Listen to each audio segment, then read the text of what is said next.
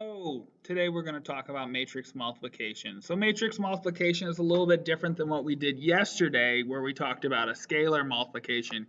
Here we're trying to see if/when matrices can multiply. So for example, if a matrix is m by n and it has another matrix b which is n by p, then we're able to multiply these in the following way. We're able to take a times b.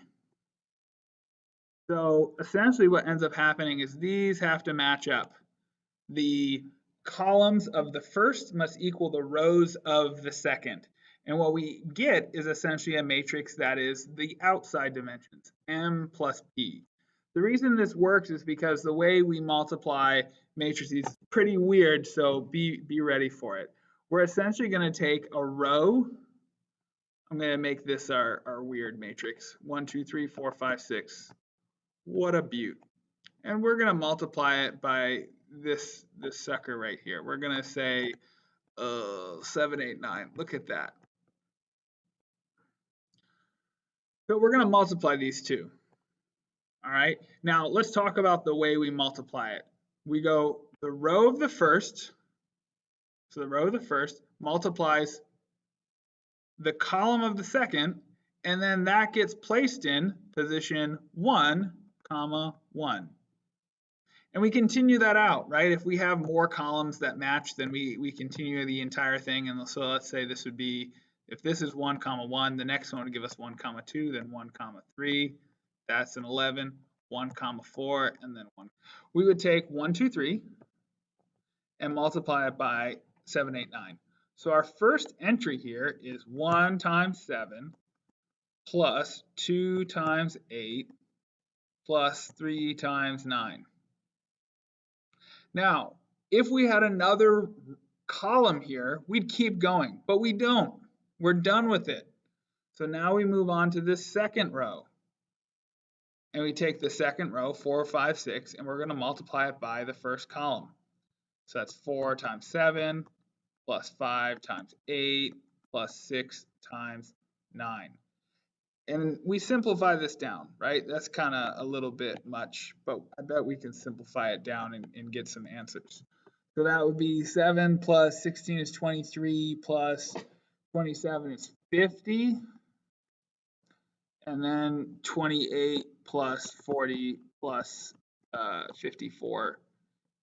That's a number. 94 and 28 is 122, I think. Someone call me out if I'm wrong. But here we go. And so we notice that this is a 2 by 3, and this was a 3 by 1. And so we say, aha, these match. And we're left with 2 by 1, which is what this is.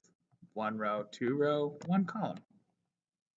Now, let's take the same thing and let us go the other way. Let's say, well, Mr. Herb, you could do A times B, but can you do B times A? And I say, well, we'll find out. So let's see what that looks like. In this case, we say, all right, 7, 8, 9. That's going to multiply by 1, 2, 3, 4, 5, 6. All right, ready? Let's get to it, gang. We're going to multiply this row, the row which is just 7, and that column.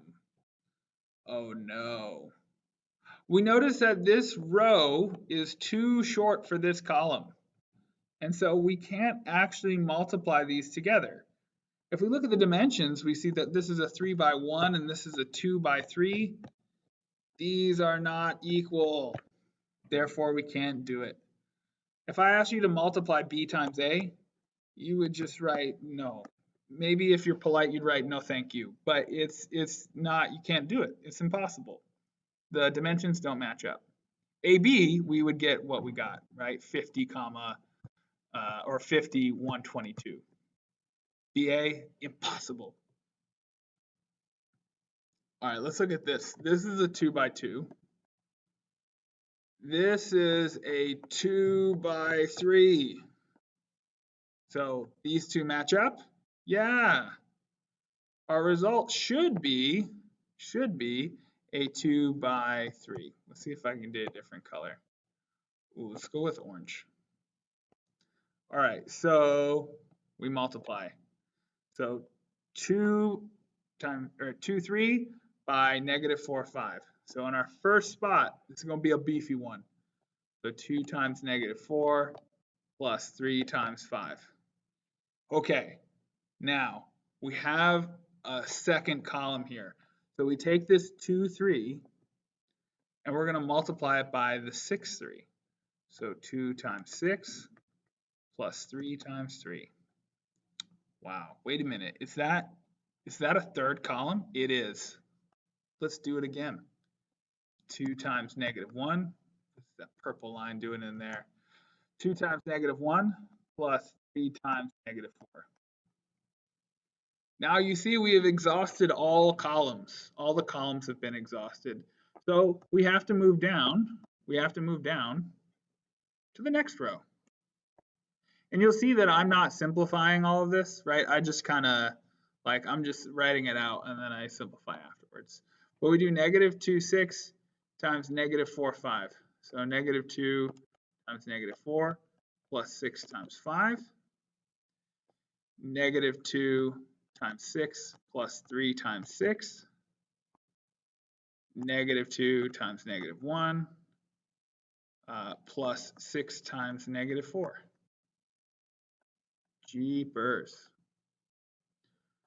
All right, then we simplify and say, okay, well, this is negative 8 plus 15 is 7. 12 plus 3 is 9, so that's 21. Negative 2 minus 12 is negative 14. 8 plus 30 is 38. Negative 12 plus 18 is 6. And then 2 minus 24 is negative 22. Again, if I got any of the addition or subtraction wrong, listen, gang, it's okay. We're going to be fine. But the concept is there, right? And we notice here how we get a 2 by 3. And that would be our answer. Wow, wow. Hey, let's try to find AB here. Pause the video and try it out.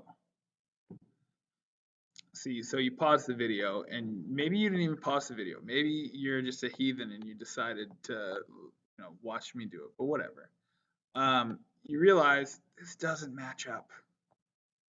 Oh no. So you would say no, or potentially no, no, thank you. This can't happen. We don't get an answer. A, B, the dimensions don't match up. If we look, we try to multiply the first row of this one, negative 1, 5, and then it stops. It stops at 0, 8. What's going on with the 4? The 4 needs a buddy. You got to have a buddy to multiply with the 4. If it doesn't have a buddy, you can't do anything with it. And so we just say no. So we can't do ab. Now, on an unrelated note, what if I had asked for BA? What if I asked for ba instead? Could we do ba? Is ba possible?